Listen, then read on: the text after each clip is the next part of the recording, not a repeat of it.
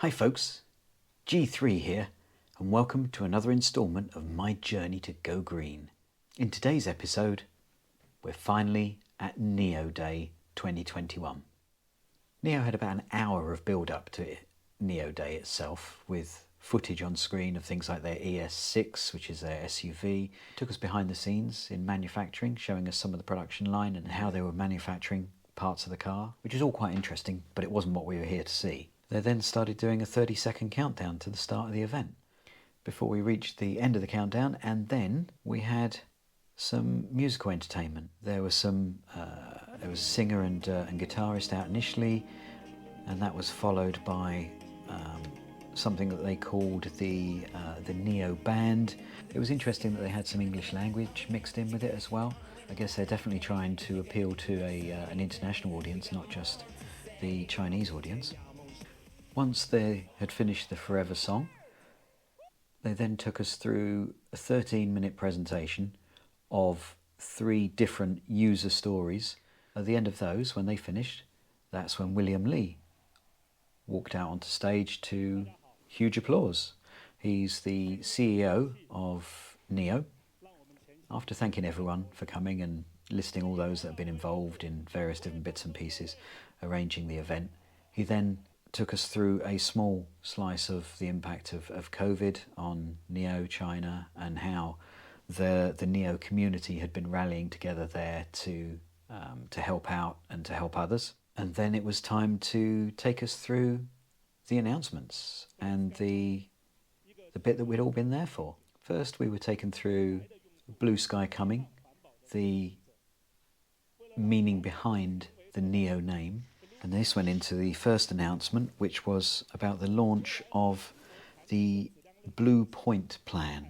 This involves collaborations with China Classification Society Certification Company and the Shanghai Environment and Energy Exchange. And what this is allowing Nio customers to do in China is to certify their emission reductions and also trade carbon credits through the Nio app. Next, we went through Nio Life, the Blue Sky Lab. He said that green is the new black, and in 2020 Nio Life is going to launch a green thinking product line called Blue Sky Lab, and they're collaborating with over 100 designers to create eco-friendly fashion products. So they're going to be using materials, scrap materials from the production process to make eco-friendly fashion garments, and they're going to be selling those via the Nio app.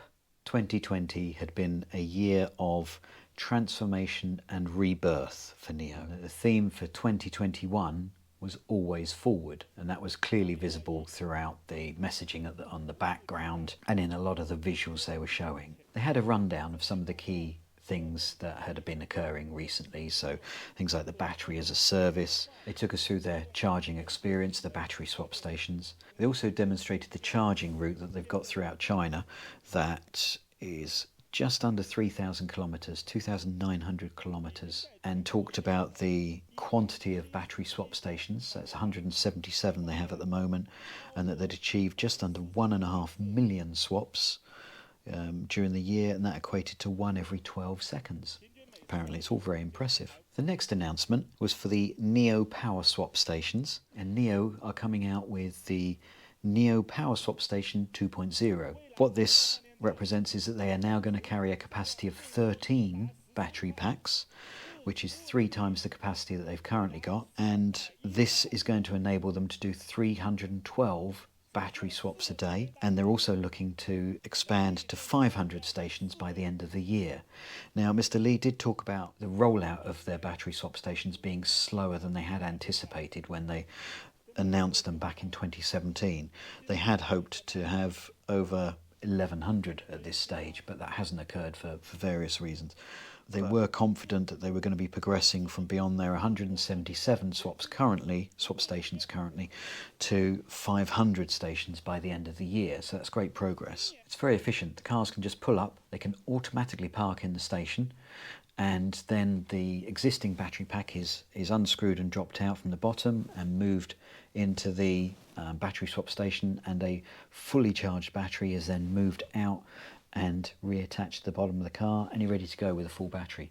It's an amazing service. He also talked about the capacity of the battery packs and how they've been growing 20% year on year. So in 2018, they had a 70 kilowatt hour battery pack. In 2019, that had increased to 84 kilowatt hours. In 2020, that was 100 kilowatt hours. And this was all leading up to their next big announcement of releasing a 150 kilowatt hour battery this year. It's a solid state battery, and they're saying that they've adopted the most advanced production ready solid state battery technology, and that's helping to improve the energy density by 50%. Talked about the various different processes that were making this possible, and said that it equated to 360 watts per kilogram of the battery pack. In 2018, the ES8 could manage 730 kilometers on the battery pack at that stage. With the 150 kilowatt hour battery, the ES8 would be able to make 850 kilometers according to NED standards. The ES6 Performance would be able to make 900 kilometers, and the EC6 Performance would be able to make 910 kilometers on the larger battery pack. And they gave a teaser that the model that they were going to be announcing later could potentially break the 1,000 kilometer barrier with this battery. They announced that existing users are going to be able to upgrade to this larger battery pack in the fourth quarter of 2021. So it's still not ready for release at this moment, but that's what they're working towards. Next up was the big thing for Nio, and that's talking about the release of a new model. As I alluded to in my previous video, they'd pretty much said what that was going to be, and that is the ET7. They'd laid the groundwork for the new model with the Eve, which was a futuristic concept in 2017, and a lot of that had gone towards the idea behind the ET7.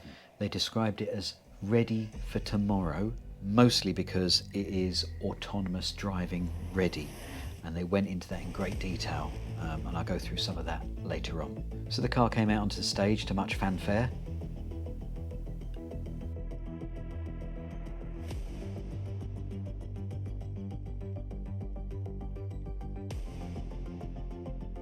And a bit of a laser light show as well.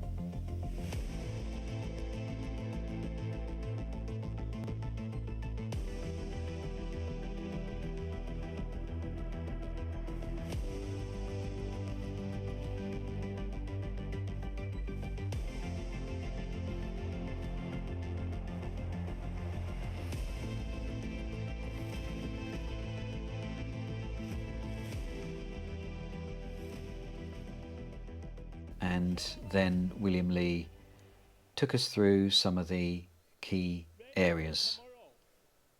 So it's described as ready for tomorrow. It's got it's autonomous driving ready. I have to say, it is a fantastic looking car. It did look really good coming out there. Not so keen on the alloy wheels that it comes with. They remind me a little bit of the MG ZS EV, and that's one of the things I don't like about that car is the style of alloys. I know it's changeable. It's purely a cosmetic thing, and it's personal taste. It's not to my taste. But the rest of the car looked really good, especially in the white. I think that's my favourite colour for a car at the moment, is that lovely clean white.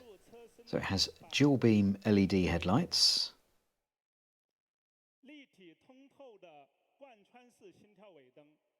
When it comes to the dimensions, it is 5,098 millimeters long, 1,505 millimeters high, 1,987 millimeters wide, and the wheelbase was 3,060. Mr. Lee kept describing the spaciousness and comfort of the interior of the car. That was certainly a key message that he kept talking about, as well as the autonomy of the car. It's definitely about the spaciousness, the comfort. One of the points of the car is that it's got an interesting soft open and close So as you approach the car, the handle comes out and the door opens ever so slightly. And also when you get seated and gently pull the handle in, the door will automatically close. They talked about the interior being as a second living room, so they're about making it a very comfortable experience and that you would feel at home there. It's got a laminated all-glass roof that is insulated against 99.9% of UV rays, and some of the interior was using a Karuna renewable rattan as a material for some of the lining. They were keen to mention this from a green perspective because it is a renewable material that they're using. It comes with ambient lighting within the car, and it's got acoustic glass to help reduce noise within the cabin, and that is front and back, I believe. All of the seats, as standard, have heating, ventilation and massage.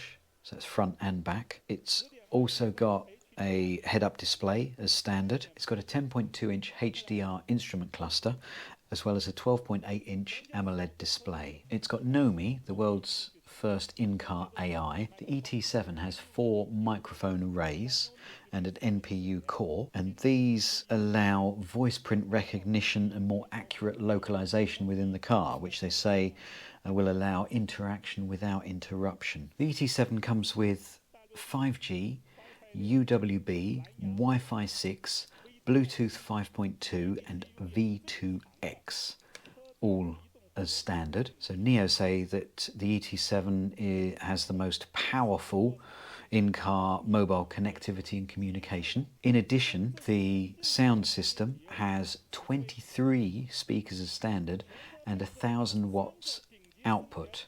They say it's a truly immersive sound experience. There's 20 channels of 1,000 watt output. Apparently it's the first in-car 7.1.4 immersive sound system, and that's a standard on the ET7. Next they took us through performance for the ET7, and it's got an ultra-low drag coefficient of 0.23. It's got a lower drag, higher efficiency and longer range.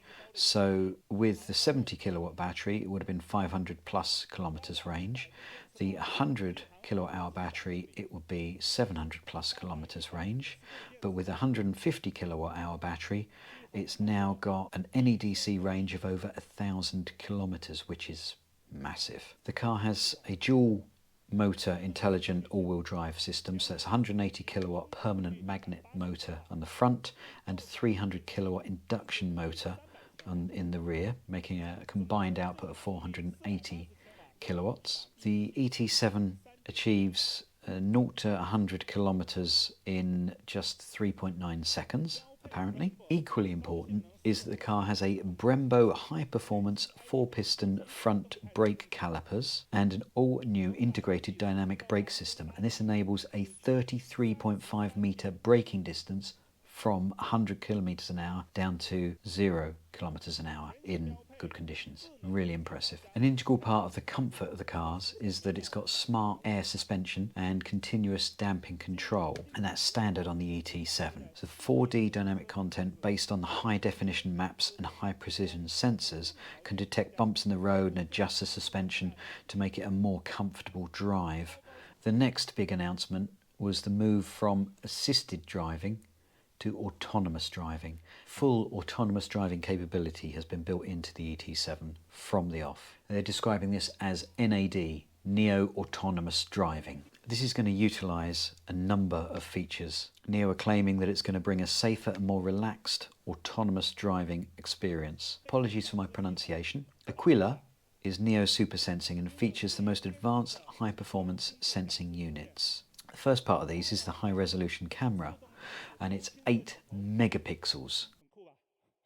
Now this compares with the 1.2 megapixels of the Tesla FSD, so the resolution is enhanced 6 times that of the Tesla. The extra resolution will allow the detection of objects at a longer distance and with finer details. An 8 megapixel camera is capable of detecting cars at over 680 meters away. It can detect traffic cones at 260 meters away and pedestrians at over 220 meters away. So the detection range is basically 3 times better than a 1.2 megapixel camera. So it's going to be able to enable an earlier response, which should in theory mean fewer accidents and a more comfortable driving experience. A key part of autonomous driving is the use of LiDAR technology. That uses a laser to scan around to detect obstacles that wouldn't necessarily be visible through the current camera technology. Mr. Lee took us through the LiDAR that is in place in the ET7. It's an ultra long range high resolution LiDAR. The Aquila LiDAR has an ultra wide field of vision of 120 degrees, and it's got a high resolution equivalent to 300 laser beams with a detection range of up to 500 meters. Nio say that LiDAR is critical to improving safety of autonomous driving, and in scenarios such as high-speed driving at night, when poorly lit streets and dark objects on it, or glare caused by strong lights. Nio took us through the positioning of the sensors that they have and how they're positioned to give fallback option in case one of them doesn't work, that there is cover from the others, so that the full field of vision is scanned. The huge amount of equipment they've got in place for detection and operating the autonomous driving means that there is an awful lot of data. There's an 8 gigabyte data per second throughput. This 8 gigabyte of data is equivalent to downloading 2 4K films in 1 second, apparently. Just to give you an idea as to how much data that is. So that's a lot of data that needs to be processed, so it needs supercomputing in place. And Nio have named their supercomputer Adam. I'm not sure why, but it's called Adam. It has an ultra-high bandwidth of 32 gigabytes per second with data redundancy built in. There are 4 NVIDIA Drive Orin units.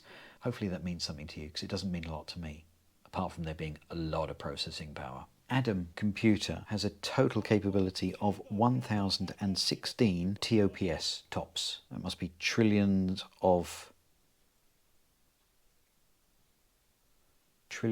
something per second. It's very fast.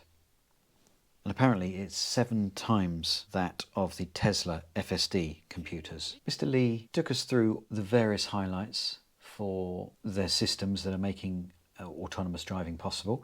So with the Aquila Super Sensing, there's 33 high-resolution sensing units with 8 megapixel high-definition cameras. There's an ultra-long-range high-resolution LiDAR, 360-degree visual redundancy and all-direction fusion. The Adam supercomputing to crunch all of that uses 4 NVIDIA Drive Orin units. It's got 1016 TOPS computing power, a super ISP pipeline, ultra-high bandwidth backbone network and hot standby redundancy. The AD algorithm is multi-solution perception fusion, multi-sourced integration localization. It's got multimodal prediction and planning, crowd AI and personalization. And then the vehicle platform in place for autonomous driving, it's the Nio vehicle operating system. It's power supply and communication redundancy, steering redundancy, parking brake redundancy and dual motors. All of these are enabling autonomous driving. The features of the ET7: in the interior, it's got soft closing doors with frameless windows, it's got flush door handle, it's an all glass roof, there's a heartbeat tail light, it's got a sporty colour caliper and moon theme exterior set apparently. Now inside it's got Karoon renewable rattan utilised, it's got microfiber headliner, front and rear invisible air vents and waterfall ambient lighting. There's a smart fragrance and air quality system and seat heating, ventilation and massage, that's both front and rear, and a Napa interior. The digital cockpit has UWB digital key, which was what enabled the soft opening and closing of the door, 10.2 inch HDR instrument cluster and a 12.8 inch AMOLED center display. There's an enhanced head-up display. It's got Nomi AI companion with 5G connectivity. There's 23 speakers and it's a 7.1.4 immersive sound system. And looking at performance, it's got a 0.23 drag coefficient, potential 1,000 kilometer plus range according to NEDC standards, 180 kilowatt motor at the front and a 300 kilowatt motor at the rear. This enables 3.9 seconds acceleration from 0 to 100 kilometers, and also it's got a braking distance of 33.5 meters from 100 kilometers down to 0 in good conditions. It's got smart air suspension, and it's got Chinese and EU 5-star standards. And looking at the Nio Autonomous Driving, it's got 33 high-performance sensing units, 11 8-megapixel high-resolution cameras, an ultra-long-range high-resolution LiDAR. It's got watchtower sensors, 4 NVIDIA Drive Orin supercomputers, 1016 TOPS neural networking computing, and it's got 19 safety and driving assisted features. The final thing Mr. Lee took us through was the pricing for the ET7. With the 70 kilowatt hour battery, it's 448,000 yen, and that equates to £51,000 sterling, a current rate of exchange. If you go for the 100 kilowatt hour battery, it's 506,000 yen, and that is £57,000 sterling. If you go for the battery as a service option, both the 70 kilowatt hour and 100 kilowatt hour versions of the ET7 are available for 378,000 yen, and that equates to £43,000 sterling. And then you pay a different monthly subscription for the battery. So for the 70 kilowatt hour version, that is 98 yen per month, and that is £111. Or for the 100 kilowatt hour battery, it is 1,480 yen, and that is £168 a month. It's a really good way of reducing the cost of the vehicle in the first place by going with the battery as a service option. Seems to be extremely good value to me. That you've got that peace of mind, you've got the ability to do the battery swapping service, and you get that initial reduction in the car price. If you bought the 100 kilowatt with the battery, it is £57,000 sterling. Without the battery, it takes it down to £43,000. That's a huge reduction. I'd go for that option personally. The Premier Edition of the ET7, that comes with a 100 kilowatt hour battery. It's got a Napa premium interior, it's got a 20-inch performance wheel, and it comes with Nomi Mate 2.0, and that is available for 526,000 yen, and that is £60,000 sterling. Then you have, for the battery as a service offering, you could buy the car for 398,000 yen, and that is £45,000, so that's quite a reduction. It's almost £15,000 reduction. And then you pay the same amount for the 100 kilowatt hour battery rental, and that is 1,480 yen a month, which is £168 sterling a month. So that all seems extremely reasonable to me. These are premium cars, so they're coming in with a premium price tag, but by getting the battery as a service option, you really reduce the cost of the car. It looks pretty appealing to me. Now, the ET7 is going to be available from Q1 of 2022, so there's still a little bit of wait time before they're available. The final thing they went through was the Nio Autonomous Driving option, this monthly subscription. So this is the autonomous driving as a service, and that comes in at 680 yen per month, which is £77 a month to get full autonomous driving. It's not something that I would be looking for, but that seems a reasonable price to upgrade to have that if it's something that you were looking for. So that was everything that Mr. Lee covered during the presentation. So what did I make of Nio Day 2021? Well, I quite enjoyed following it. It was interesting seeing the spectacle. There was an awful lot of razzmatazz and presentation to start off and finish to try and build up the excitement. The key things that they came out with, well, after talking about the Blue Point plan, the launch of that to start off with, the possibility to certify the emissions reductions and also to trade carbon credits. They also talked about the range of clothing that was going to be coming out, utilising the waste products from the production line. One of the first big announcements, which was, as I'd alluded to in the previous video, was that they were coming out with an improvement to the Nio Power Swap Stations. That's going up to 2.0, and that stores 13 batteries. So it's 3 times the capacity, and it can cope with up to 312 swaps per day. So that's really increasing the speed of delivery there. and also they're looking to roll out 500 stations by the end of the year, so that was quite an advancement. Next thing was the big step with battery size, and that they're moving up to an 150 kilowatt hour battery, and that is going to be available I think by Q4 of this year, if I remember rightly, and that will allow, with their new model, 1,000 kilometre range by NEDC standards, which is phenomenal. It's really, really impressive. The big announcement for me was the ET7, so that's their new sedan, and there were a variety of interesting features with that. Obviously they've got autonomous driving hugely built into it. It looks like a very spacious, comfortable vehicle. Some nice features in there. It's got a lovely glass panoramic roof. It's got the soft close and open doors. It's got some renewable materials used in its production. Acoustic glass, heating, ventilation and massage with the seats front and back. It's got a head-up display as standard, which is really good.